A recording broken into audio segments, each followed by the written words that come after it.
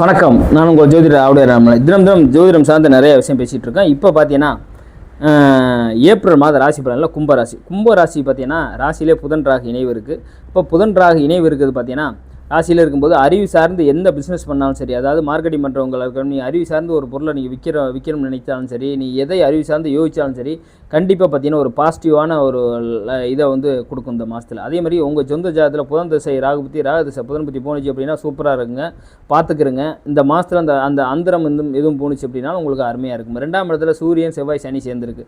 அப்போ சூரியன் சனி செவ்வாய்க்கும் போது பேச்சில் ரொம்ப நிதானம் தேவை. தந்தை கிட்ட ரொம்ப பேசுகிறது மாதிரி சூரியன் சனியை தந்தை உரை பிரிக்கிற வேலை செய்யும். கோவப்படாமல் கொஞ்சம் நிதானமாக அப்பா சொன்னாலுமே கேட்டுக்கிறங்க. இது பண்ணி அப்படின்னா கொஞ்சம் சிறப்பான ஒரு பலன் இருக்கும். லாபம், பணம் இது சார்ந்த விஷயத்துக்கும் கொஞ்சம் இது இருக்கும். நீங்கள் அதாவது கோவப்பட்டு அதிகமான ஒரு பெரிய ஒரு வார்த்தையெல்லாம் விட்டுறாதீங்க. விட்டீங்க அப்படின்னா கண்டிப்பாக ஒரு சங்கடத்தை சூழ்நிலையை கொடுக்குற வேலையை கண்டிப்பாக செய்யும். ஏன்னா சனி வந்து அந்த வேலையை கொடுக்குற வேலையை செஞ்சிடும். பேச்சில் மட்டும் ரொம்ப நிதானம் இருங்க. ஏன்னா கொஞ்சம் கண்டிப்பாக வந்து ஏப்ரல் மாதம் உங்களுக்கு கோவம் வர்றதுக்கு வாய்ப்பு இருக்குது. கோவமான பேச்சு வர்றதுக்கு வாய்ப்பு இருக்குது. ஏன்னா எல்லாமே ஒன்றுக்கு ஒன்று பயங்கரமான பவர்ஃபுல் கிரகம் வந்து 2ஆம் இடத்துல இருக்குது, பார்த்துக்கிறீங்க. 3ஆம் இடத்துல சுக்கிரன் உட்காந்துருக்க, 4ஆம் இடத்துல அதிபதி 3ஆம் இடத்துல உட்காந்துருக்கும் போது நீங்கள் வீடு வாசல் சொத்து பண்ணுற முயற்சியில் வந்து கொஞ்சம் எச்சரிக்கையாக இருங்க.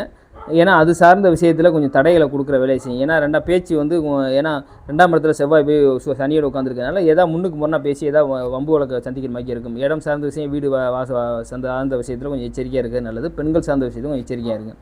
அதே மாதிரி பார்த்தீங்கன்னா உங்களுக்கு 5ஆம் இடத்துல பார்த்தீங்கன்னா குரு உட்காந்துருக்காரு. 5ஆம் இடத்துல 2ஆம் தேதி உட்காருறது ரொம்ப நல்லது தான். குலதெய்வர்கள் நல்லாயிருக்கும். குலதெய்வங்களுக்கு இந்த ஏப்ரல் மாதத்தில் போயிட்டு வாங்க.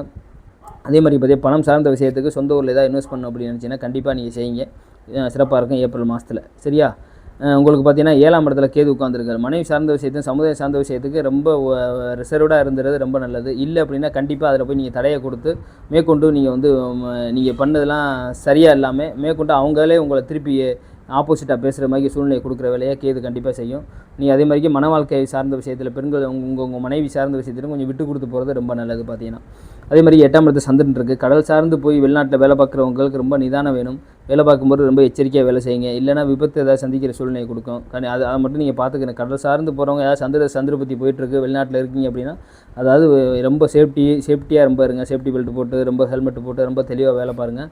கண்டிப்பாக நல்லாயிருக்கும். இல்லை அப்படின்னா அதுலேயும் ஒரு சில நெகட்டிவான வேலை இருக்கும். சரியா? ஜோதிடம் சார்ந்த நிறைய விஷயம் நம்ம சேனலில் பேசிகிட்டு வந்துட்டுருக்கோம். நம்ம சேனலை சப்ஸ்கிரைப் பண்ணி ஷேர் பண்ணிங்கன்னா நன்றி, வணக்கம்.